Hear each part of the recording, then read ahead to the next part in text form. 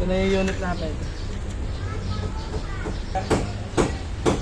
So yun nga mga kamikaniko, ngayong araw ay natapos na natin yung ating nire-restore na Suzuki X4. At ayun nga, naputol yung video mga kamikaniko kasi nasa 70% na yun tayo naputol doon sa next vlog natin. Pero ngayon, natapos na natin mga kamikaniko. Ito na nga yung unit natin. Nakapaklog na. Pwede sa kanila. Ito na yung unit natin. Ang kulang na lang dito mga kamikaniko ay yung car wash. Car wash na lang natin mga kamikaniko. Ikot mo siya lang mga kamikaniko. Sala. Napakaganda ng unit natin ngayon. No? Ito na yung huling vlog natin kasi nga kukuhanin ng may-ari. Siguro bukas o sa isang araw. Nagana na rin yung mga clutch niyan. Tapos na-under na rin mga kamikaniko. Maganda oh. Ano ulit bago. Ang hindi lang natin na paganda ng maayos sa kanya ay yung tambutyok. Ito lahat yun ay nagana na.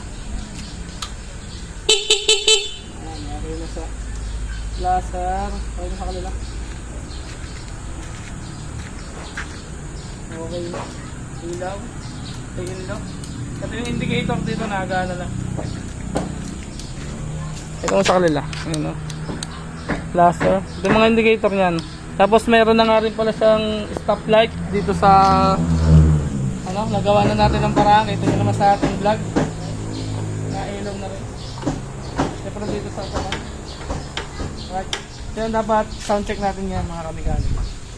Sound check, sound check. Malamig yan mga kamikaniko.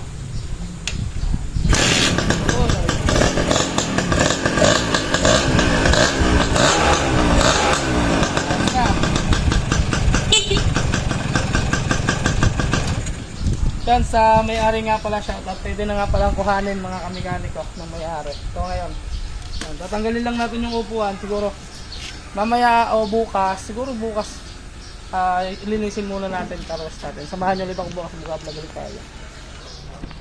Lahat yan, bago na lahat. Oh. Yung handle grip. Ito mga kinakabit ko dito, mga replacement na class A mga kamikaniko. Ayan, gaya nito, mga replacement. Pero magandang klase yan mga kamikaniko. Napakaganda.